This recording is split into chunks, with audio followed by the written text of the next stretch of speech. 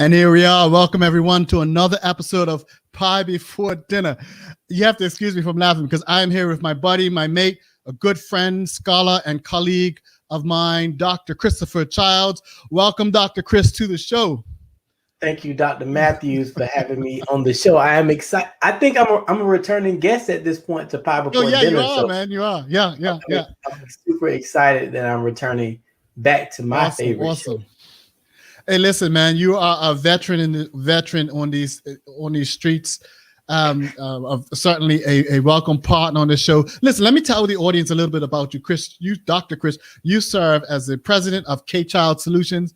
You've developed and you've created a movement really about educating, advocating, and inspiring individuals, right, to pursue academic excellence and success. You've been recognized, though, by your colleagues, right, by faculty and staff and students and people and myself as well as a visionary. You really are a visionary. You're collaborative and you're a collaborative leader. And I actually love the way, brother, that you organize and galvanize people together. I think that energy is infectious. I remember first bumping into you as you were organizing us at these the annual math conferences. So I'm really appreciative of that. You know, also your bio talks of you being student-centered. I know that stuff, but you really are a very powerful leader in equity. I in fact, a national leader in equity, national leader in the equity conversation. And so we really appreciate you, and thanks for being on the show tonight. Thank you for the opportunity to be on the show.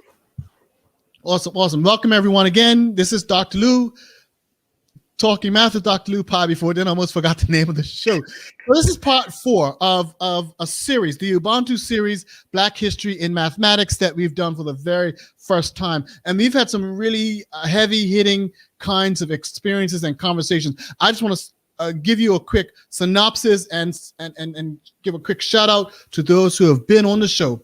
We have had Dr. Jennifer Stimson, Dr. Ebony McGee, Albert Cook last week, phenomenal, and Dr. Christopher Childs. Today you are rounding out what we call the night watchman. You are rounding out the series, and we appreciate you for sure. So tonight we're talking about the non-Europeans of mathematics embracing Ubuntu, and I am because we are. But the title of the show it's shifted even slightly to discuss and embrace African origins of mathematics.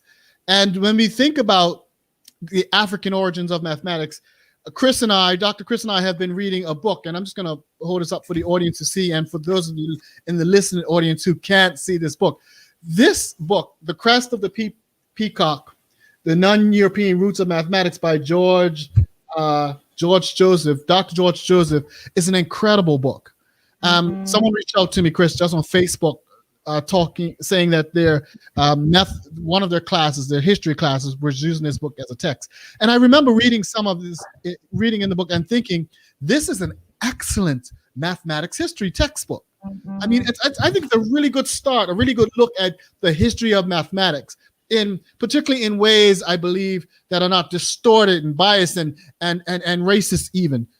And so let's start out there. And so we're going to be really sharing with you today what we've been talking about with regards to this book. So Chris and I challenged each other. We read the first 3 chapters. You can see this is a thick book. This is almost like Roots, but it's thick. And so Chris, what chapter did you get up to? Currently, I'm on chapter 3. Okay, chapter 3. Go ahead. No, go ahead. No, it's as you were joking, like it's like the Roots.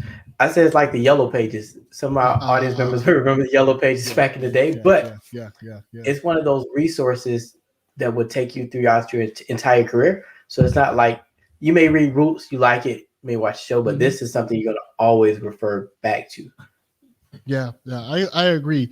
Listen, I think, this has probably been one of the hardest conversations for me to frame because of the topic, right? And it's just reading the book, there's so much, it's dense, there's so much to cover. My mind has been blown. There's so much that I've been I've been miseducated around so many things. from childhood clearly up into my adult life around mathematics, around knowledge. And I'm so happy to be unraveling this space in this practice of freedom. That's why I love Black History Month, because we can engage in the practice of freedom. So we've been reading this book, Chris, and I want to ask you, when you look at the history of mathematics that Dr. Joseph, I think, has brilliantly attempted to articulate, what do we learn? I'm just going to open that question up. What are the takeaways for you? As you're reading it, what keeps coming up in your mind? What are the takeaways? How can we help the audience see that? The biggest takeaway, and in this book, there are so many gems and nuggets. The biggest takeaway for me, everyone played a role in the continual evolution of what is mathematics. And I say continual because mathematics is still a growing body. It's everything that it encompasses. And what the book shows you as it takes you to different cultural backgrounds and how the roles that they played. I knew they played different roles, but how it's unpacked it. And also what I like is this transmission piece in the book. What do I mean? Typically, we were taught Greeks were these geniuses. They really were thieves. And the arrow went one way from Greece to everywhere else, one-way arrows. Like this was the knowledge hub. When what I like about the book, he takes it from a factual lens. He doesn't have a position that's been taken and showing that mathematics was a two-way street in its origins. Yes, there were the original originators, which we're going to talk about in the show. But the beauty of math and what it should be, it's a reciprocal effect. So one culture gave to another, the other culture gave back, and you work together as one. And to me, that is the essence of the beauty of math. I know later we're going to take it to connections to classrooms, the same reciprocal effect. I'm glad you said that. That's one of the big standout things for me. Is I've always been taught. I just can't. In fact, I was thinking about this. When was I not taught this? That mathematics started with white people, right? And let's be quite honest, that it started and continued with white people. And now we can start to think about, well, a few notable Blacks. And we like to talk about, even through my PhD space, Benjamin Banneker and some of, that was like the first, I guess, a famous Black person that I started to talk about. No, Paul, I'm just saying that. But why was that was the most famous? That's what they told us was the most famous. Oh, and I'm not talking about our people. Think about how the narrative is controlled, and that's what I like about the book. They got to pick who are our heroes. All right, I'm gonna be quiet. Go. No, you know I'm excited. I'm ready to run. I'm ready to run. Go on that point. No, go ahead. Listen, folks. We have evolved these kinds of conversations. Go on that point, bro. Ride the horse, as we say. Ride the horse. Go, man. When we think about the evolution of the world, we're going rural history. Dr. Lou and I, we're going to go deep tonight and we're going to bring it full circle. Think about Dr. Ray Hagan says the quote: "He who controls the printed page controls the thinking of the age." What was taught to us is what's been printed on the page. Who gets to control what is printed on the page? Not our people. And that's why, and there's nothing against Benjamin Banneker. I love Benjamin Banneker. But there are only certain people we've been taught in life. These are the heroes. These are the great people. And it's who got to control that narrative. And when I say the narrative, not the story that our ancestors shared down, but who got to put what they put in a book. And that's why when Dr. Lou says we were taught this, no, we were forced this because shoot. The printed press. Yeah, no, that's good. That's deep. Not only were we fed who we should believe in, and look, even today we're fed these ideas of who we believe in. I want to take it to modern terms. And who the worship. I know we're not going there, but I just want to drop some nuggets as we're going on this walk. Hey, bro, I'm a Christian, bro. Don't come for me. Don't come for me. Okay? I'm not coming for anybody. I'm just saying. No, I got you. I know but you're right. Listen. This, but my stance is this has it's promulgated itself into religion, into organized religion as well. No doubt. Christianity as we know it, in my view, has been weaponized highly against Black people. Period. But so has know it. I love how you said that. As we know it, yes. Because there is a liberty.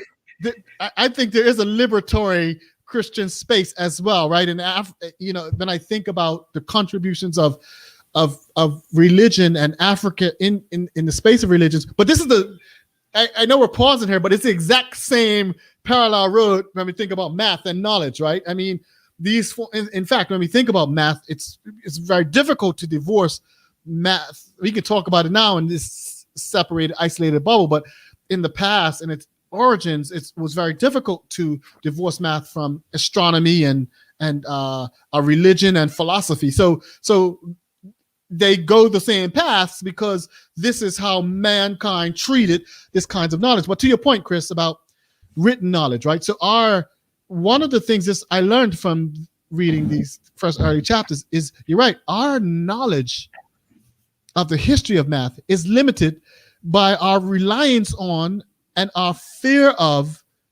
reliance on written histories and civilizations that have these language traditions of people that don't look like me, and that's messed us up. That means we've left out a lot of stuff, and so that's an interesting space as well. Dave left. We didn't leave out a lot of stuff. Yeah, Dave left out a lot of stuff.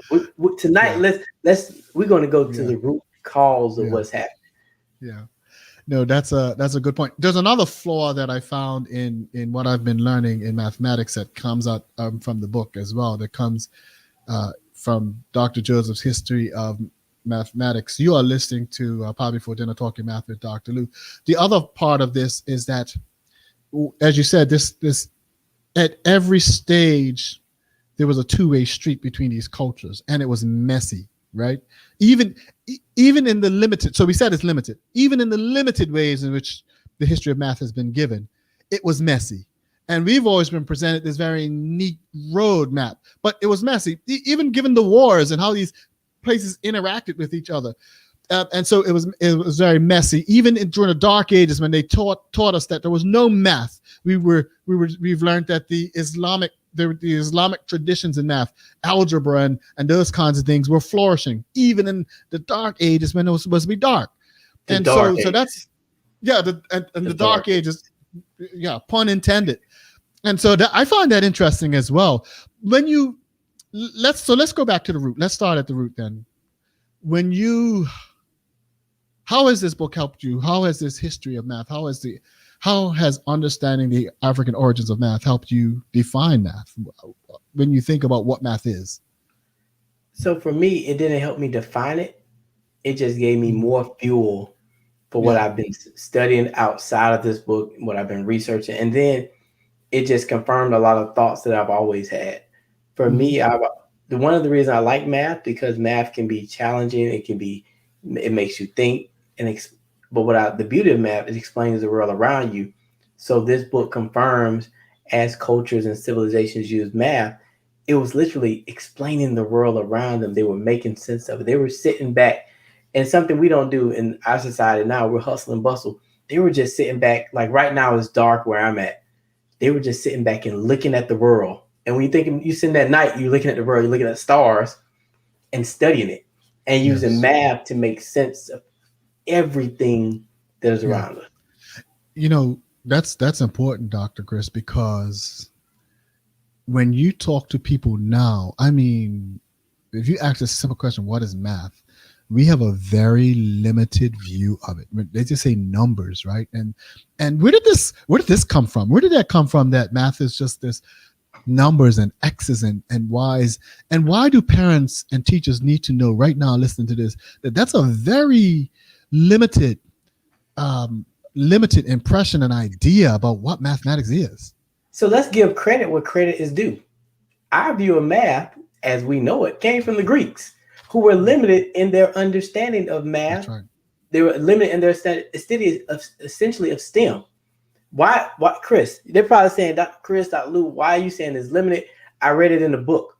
Do you realize all of your Greek philosophers, majority of them, went and studied in Africa to gain the knowledge? And what's unique, I noticed you didn't say Egypt. Oh, we're going there in a minute. At the time, as they were gaining knowledge, they were actually giving credit back to Africa. That's right. That's right. And you want to go to the Egypt comment? You want to go there now with the listeners? Go ahead. You're riding. Ride the horse. Question: where did we get this term Egypt from? I know the homeland and the origin and cradle of civilization is another term. I've heard it defined as, through research, as ancient as Kemet, Kemet. Mm-hmm. Now, obviously, Greeks put their different lens of it, et cetera, no matter what, how we call it. But there's power named Kemet because it's the land of the black. But it was Africa, the cradle, the mother of civilization. Yeah. And Egypt still is Africa, and it's even in mathematictions. Say that again, because some people don't, they like to Egypt is still Africa. Some mathematicians, and I just want to point this out to educators right now. Some mathematicians and math educators, math doers, and math creators continue to point black children and all children back to Egypt and they stop there. In fact, their one playbook is Pythagoras was discovered in Egypt. One, I want to say their failure to acknowledge Egypt as Africa is a continuing harm. I really want people to understand that they're continuing to detach Egypt from Africa is a continuing harm that comes as a part of racism and colonial thought. But they love to paint Africa. I'm not even going to say Africa. Anything black through a deficit lens and make us think our homeland is not literally. When you watch the movie, and a lot of people say it's a movie, but if you watch Black Panther, that's the beauty of what our people had. Was it modernized to 2020 when the movie came out in 2019? Yes. But that's how beautiful Africa was and still is to this day. It's not the stuff we see on infomercials where they try to make it like our people are the biggest, baddest folks ever to live. Let's open that up, Chris. Let's open it up because I cringe when I hear people say, you study a history, you'll be okay, blah, blah, blah. I just think that's absolute hogwash. I think what you have to study, knowing the information is one thing, but what you just got into, which I like, is getting into the narratives. Why was information forced into this particular space, right? Why is some knowledge included and some not included? Even listen, as great as this book is, the first thing this scholar humbly tells you is, look, most of the stuff south of the Sahara, most of the stuff we missed it. Like the majority of African contribution we still haven't captured. And one of the reasons, Chris, he talks about, I just want to sidetrack it. One of the reasons is because the scholars of the day have real difficulty thinking about how can I say it? The concept of number in the context of why people were doing number. So when you think, so even think today, math, we like to think that numbers just exist somewhere out in the universe and aliens are throwing numbers around and we're just discovering and creating numbers out of thin air, right? But mathematics was created because of how people live on the planet. So math came and arose out of the need to count, right? The need to record stuff, right? To record quantity, the need to think about space. And so that's why in early mathematics, there's a connection between mathematics and astronomy, mathematics and counting, mathematics and living. And because the early philosophers and colonialists and I guess later European mathematics and educators and mathematicians, because they could not understand and delve deeply into why people were creating math, right? So for example, I think it was the Aztecs, the male and female triangles and the Mayan, the concept of zero, and these ideas of mathematics that had more to do with spiritual and different ways in which they were living and thinking and breathing, and not just this divorced idea of counting. So even at my institution, we talk about counting and cardinality. We try to teach teachers how to teach counting very divorced We try to teach counting like this is just universal. This is just how the universe looks at counting. It's just this discrete 1, 2, 3, 4, 5, 6, 7, and we never teach them why we count and why is that important. You're taking a drink and it's your turn, Chris. Stop. It's unique how you're starting with me. You're starting with me already. He had a great point. He was rolling. I was thinking, let me pause. And then he stopped. Got you. Oh, I want to go back, Chris. I want to go back to something you said earlier. They don't teach us how we're connected to this history. But question for you, Dr. Lou, would you teach someone something that can liberate them and then empower them and then erase you from history? Yeah, and that's what we're dealing with, and we've always been dealing with this, and since the beginning of time, it's a fight for power. Our people historically, our thing wasn't power; it was literally providing each person with what they need, and we're in this community collective environment. And to this day, at our heart, that's who we are. Yeah. Others have this thing of being in power, and and my thing is, folks, it's nothing wrong with having power, but when you use it to hurt and harm and dehumanize others and to center yourself, that's the problem.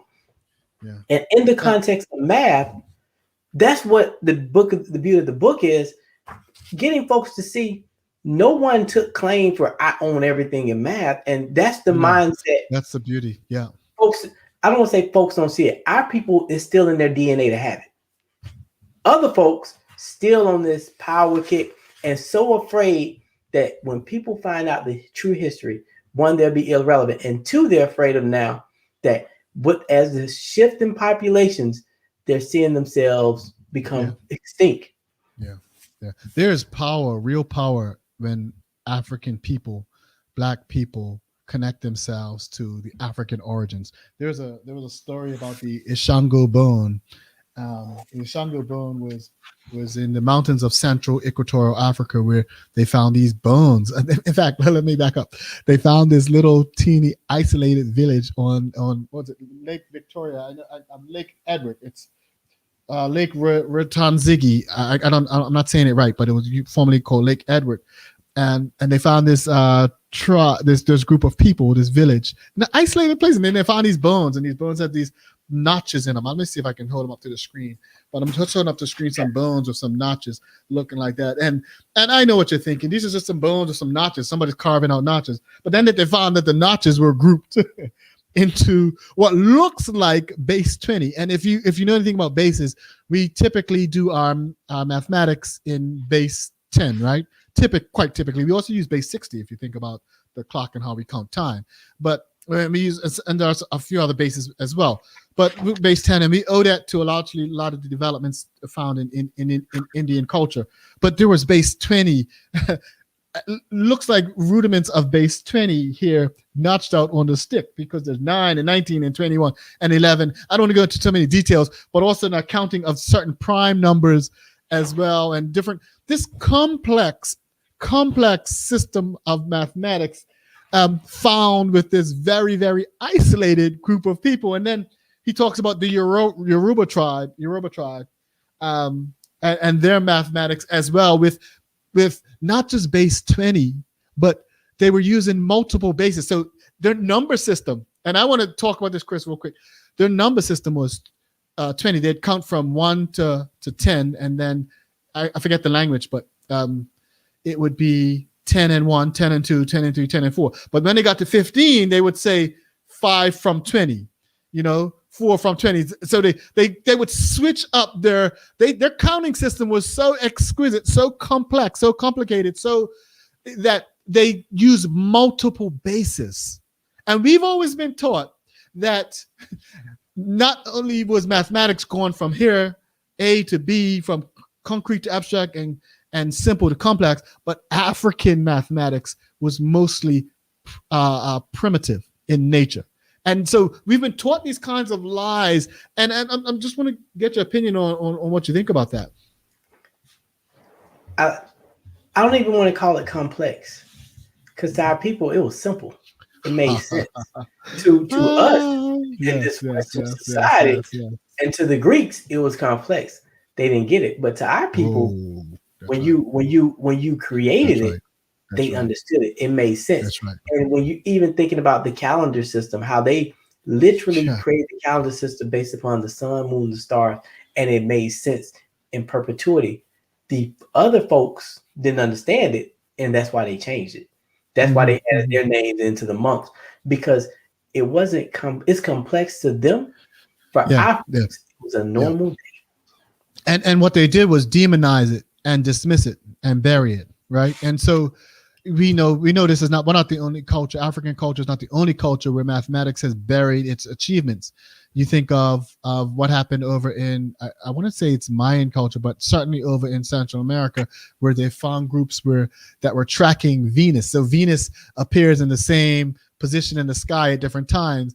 They had predicted when this was happening, and without I think it was about compasses. There was without the instruments that one would think that one would need, and so they had these ways of interacting with the universe that, because we couldn't define them in a non-spiritual manner, right? In a stoic manner, the removal of emotion in the space, it was demonized and also dismissed and marginalized. In fact, so much so that it would never make its way into our school mathematics.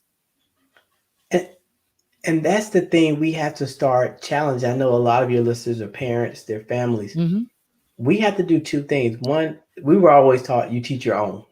I agree with that. That's what we need to do. But we need to start putting pressure on these publishers, putting pressures on these school systems. Why aren't you teaching beyond this, which they can do, but no one wants to lead anymore. Everyone now wants to be a messenger. But we need folks to lead and push if we care about all of these students. And that's the beauty of this. And we keep going back to the book, you all, because it's one of those. I would say this. I'm not even going on a limb. I would say 98% of our mathematics scholars, the folks that and I'm not knocking our scholars, have no idea, one, this book exists, and two, have never studied the true history. Most Chris, say that again. Do people understand this? Listen, 98% have never even read this kind of work. And here's the thing, and I'm not knocking our scholars, but our scholars are the one, however that's defined, I'm using it loosely. They're the ones who get to write books. They're the ones who get to lead companies. They're the ones who get to do all this great work. And if the folks leading this work do not know about, this is basic to me. This is not even like the most complex information. If they don't have this information, that's why we keep getting the same old year after year when it comes to materials. Let me talk about another contribution, Chris. Listen, I'm getting goosebumps. So now I want a good wicket. There's another element of African mathematics that has shaken the world, right? And that's important in school mathematics today. Well, it's actually been marginalized, right? And that's the memorization. When we think of counting, and when we think of the ability to rhyme and rhythm, that's an important part of our culture, even to today, to spit bars. That's actually minimized in education. We actually think that's one of the lowest forms of understanding. But Africans were known for their ability to do great mental arithmetic. Clearly, since they came into contact with the Europeans, I want to say that part. So, for example, the case of Thomas Fuller, right? Thomas Fuller. You're going right down the road. Go. Right. He was shipped to America in 1724, and then he was a slave at the age of 14, and he could do these immense calculations, so much so that when they wanted to study his brain, they could not understand how this guy could do immense calculations, which were 90% faster than any person who could do it on paper in his head, right? And what was the lady? I forgot her name again. Dorothy, the NASA engineer who could do these calculations as well, right? Beyond the computer. Someone put her name in the chat because I just want to give her. Christine Darden, and then Dorothy. That would be Dorothy. Right. I just because she was just recognized. It just slipped my tongue. But please, let's put that. Let's acknowledge that. And I want to just shout out Dr. Shelley Jones, who's created this book. I've gotten it for both my nieces, all of my nieces, Women in Mathematics. It's a tribute to Black women in mathematics. And so I want to shout out Dr. Shelley. If you are listening, if someone is, please put the title of her book in one of these chats for me, please. I really appreciate that. But yeah, go ahead. So Thomas Fuller is just one of them. But we have a case of that when Black boys are performing like this in school. They are often ostracized. They can't explain. They won't say their work and they won't do this. But they're part of this tradition of being able to do great mental things, calculations, and processes that's been a part of their history and legacy long before they entered this country. And our problem is, I don't want to say our problem because it's not our problem, it's their problem. Not understanding what is brilliance and trying to fit everybody into this box, a box that has never worked for everybody. Yeah. Newsflash, unless you're in the top 1% financially, it's not working for you either. You have to rethink and bring in the brilliance that these kids bring to the forefront. And especially students, and I'm going straight to my students who identify as Black. This is in their blood, their DNA. He spoke about Thomas Fuller. You think about, I think I've done this on the show before. I'm going to give it to him again. Think about something really quick. In your DNA, it was made up of your parents. Your parents' DNA was made up of their parents. And then it keeps going. Eventually, the DNA in your bone connects back to the motherland. If it connects back to the motherland, all this genius is in you at some level.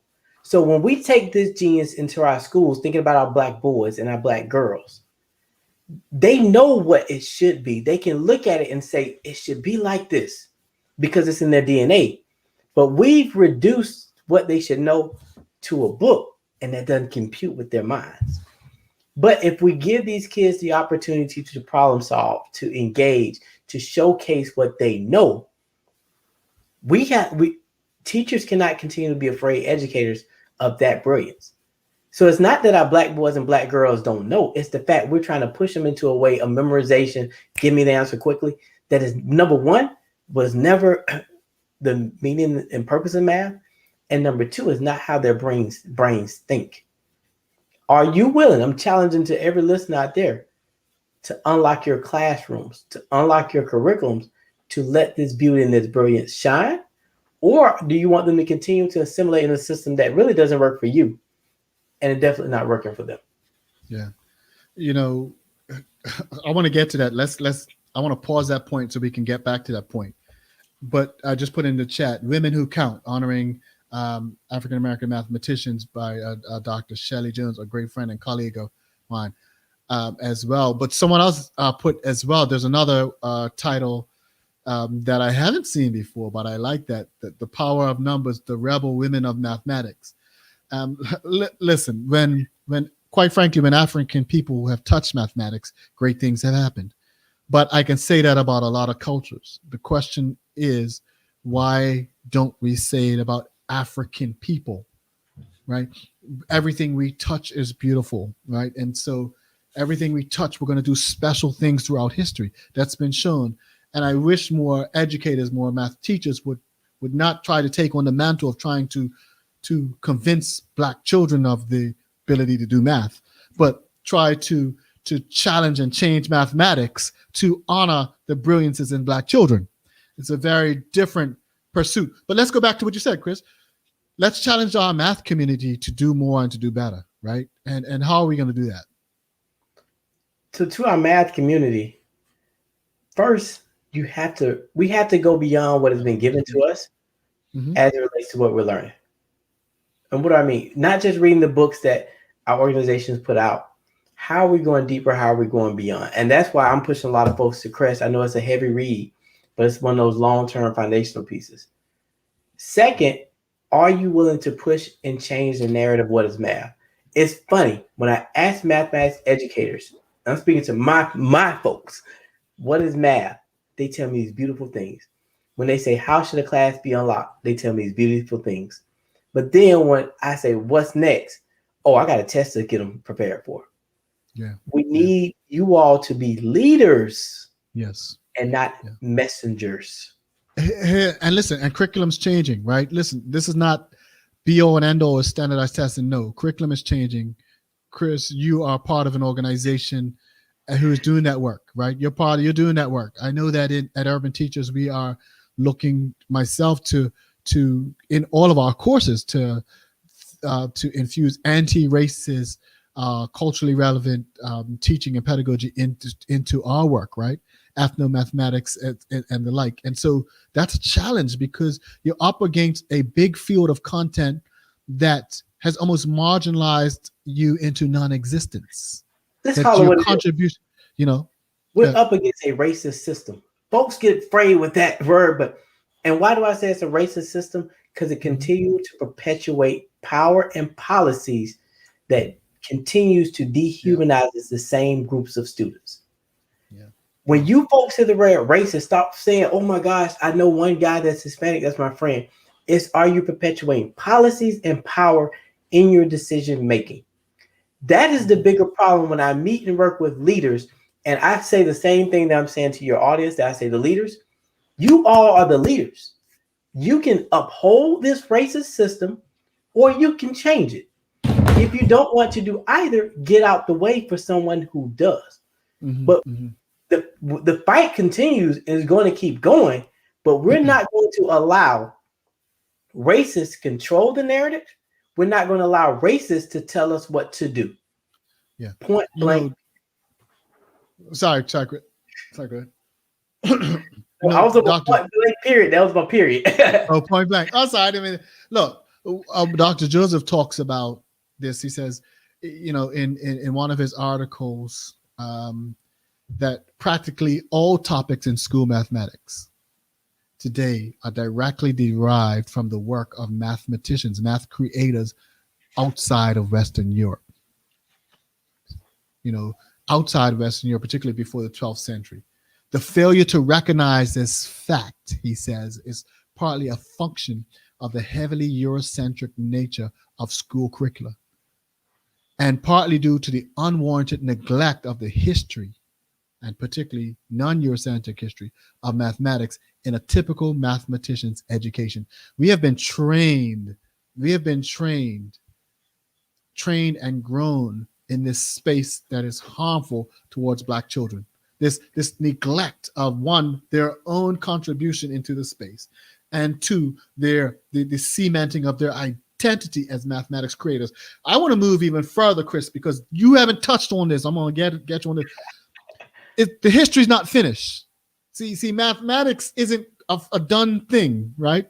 These people who created mathematics and the math we know as school mathematics is largely credited to elites, people who could travel the world and be in certain schools, right? But when we look at the Shanghai Bone and the Yoruba and these everyday people who were using mathematics, there is what I love about our work today is because there's a movement of math that still has to come to fruition. And that is the idea that everybody can create it. And this is the hardest conversation that I have. And I'm talking to parents when I'm talking to parents, particularly about their child's mathematics abilities, that you can create mathematics. You are a mathematics creator and a mathematics doer. And that's why we have Black History Months and these celebrations. And we try to just honor these famous mathematicians, and we leave out rank and file. And we have to change that because we are all been given this. It's not just a few of us who can do math. We all can be mathematics creators. What do you think, Chris? One of the things that I noted from the book is when we think about this concept of mathematical thinking, it's when people are engaging in it while going about practical daily life. Yeah. Our problem is because a student does not do it the book's way, they're not doing math. And in this time period, we're assuming because folks are not logging in, they're not doing the homework, they're not doing math. And the beauty of mathematics, they can be doing math while they're on the playground with their friends. They can be doing math while they're in the home with their family. They can be doing math as they're outside. We got to stop limiting math to they didn't do my homework or a book And that's the problem. As Dr. Lewis stated, math is evolving. Everybody is a contributor to the space. And since the beginning of time, that has been the cusp of what mathematics is. I think that's a great place to stop, Chris. I want to thank you. I think that's a powerful place to stop. Unless you have another point you want to share on that, I didn't want to pick, but I think you ended up in a space that's really challenging us to. We know that we have a distorted history. It's a distorted history. It's an invisible history. And attempts to make that history invisible are still evident today. I'm from the Caribbean, and I can tell you that in 90% of the mathematics educators I meet today have no clue about the mathematics contributions and experiences of people in the Caribbean, right? And so we continue to be marginalized. When you think of Ghana and Africa and some of the cities and spaces in Africa, there's such an ignorance in our community around how Black people continue to learn mathematics. And so we see that as a challenge to really free ourselves. You see the shirt I have, it's part of our campaign, Free Your Math. But we see this as a challenge to free ourselves from the ways in which people limit the contributions of other people into mathematics knowledge making. And it's the limitation that's hurting us, because we're going to realize that there's a power in this history of math to really unite us if we can appreciate the contributions of all people in making mathematical knowledge in the past, present, and for the future. And all we're saying, thinking about our educators watching, our families, honor historical narratives. You have to be able to decenter whiteness. I didn't say eliminate, I said decenter it. Everyone with mathematics, everyone has access to what it is. How are you decentering whiteness and you're showcasing to our students all these wonderful, different mathematicians that are out there, and then letting the students show you. It's in their DNA. It's in their blood. Let them show you the way instead of you showing them your limited way. And I'm saying it's limited because you're one person, as opposed to when you have a room full of students. All of those experiences, however they bring it to us, are math and adding to the body. Yeah. I agree. Thank you for those words. You've been listening to Pie Before Dinner. We've come to the end of our series. Thank you, Chris. You were hard hitting. We're trying to keep them short. We were going for an hour and a half. Sometimes we were trying to keep our things nice and short. This is a recording. You can find all of these conversations and others at piebeforedinner.com/live, or just go to piebeforedinner.com. You'll find the links there. We have been broadcasting to Facebook Live and to YouTube. Do me a favor before you leave this broadcast. Please go ahead and share this broadcast to your profile, because we find that so many people watch it after the fact as well. And if you have not joined, please join our Facebook group, Pie Before Dinner. Pie Before Dinner Facebook group. Thank you so much, everyone. You have been listening to Pie Before Dinner. See you next time.